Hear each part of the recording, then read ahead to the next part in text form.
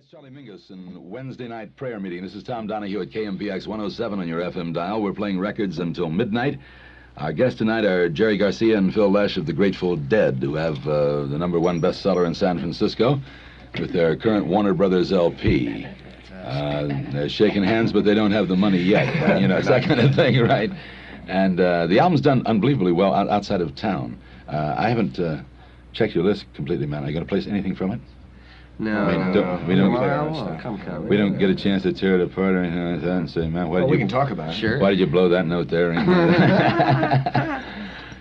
How do you feel about the album yourselves, personally?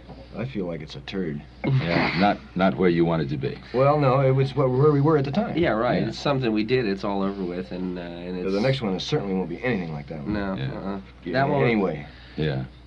The way we've sort of... That is it's like that one is sort of an attempt to try and sound like the way the stuff that we do live with the same instrumentation and everything.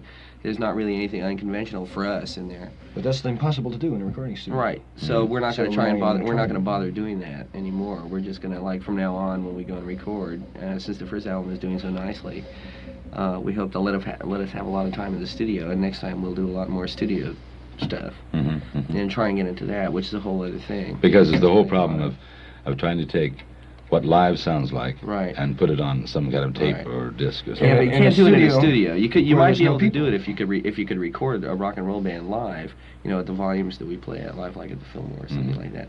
And maybe after about 2 or 3 months of every night at the Fillmore, we'd start to get, you know, good cuts, good enough for an album. I mean, in terms of how clean they were and how much we liked the performance on them, and then we'd have something, but it'd be such an expensive undertaking and long and everything, and the studio facilities are so incredible that we should do something with them. So we're going to go in there, you know, and try, you know, something different. Approaching it from a different angle altogether. Yeah, right. Well, there are people who practice the art of recording, and Beatles, Phil Spector. Yeah. He practice the art of recording now. That's right. And when we went in to do the album, we didn't know anything about the art of recording. We knew a little bit about music. Well, I think there is a potential of this, though, and that is the art of interpretation. Which interpretation of what? The of recording? which nobody has pinned down. No, the art of interpretation of the sound of a group. I think in time it's conceivable that engineers will come along who actually hear what groups are doing and know how to transplant that sound. Wouldn't it be more likely to assume that the groups would be able to take over the function of the engineer? Oh yeah, that's very possible. But I think would hate it. That's what we're hoping. Right. I think that's what every group hopes to do, to get to that point where they can do it.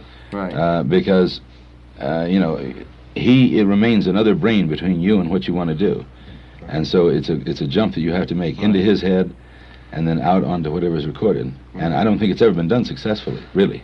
I'd say the except Beatles with the creative. Yeah. Well, once again, it's the Beatles doing their thing, though. They're not doing it through through a producer's head or an engineer. Yeah, well, the engineer obviously has been turned on to what they want. Right. Yeah. But who knows, man? After the Beatles walk out of a studio, they may be saying to themselves, "Didn't get it again, man." Right.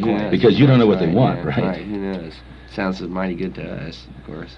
How about Blind Willie Johnson? Blind Willie Johnson. Yeah, this is Blind Willie Johnson and his wife Angelina, and Blind Willie Johnson is a particularly interesting slide-style guitarist.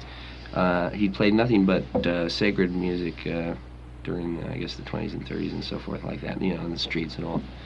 And his records are valued by old-time record collectors. And this particular song, the Blues Project, also does. Anybody who's heard the Blues Project record that has "Lord, I Just Can't Keep From Crying" sometime.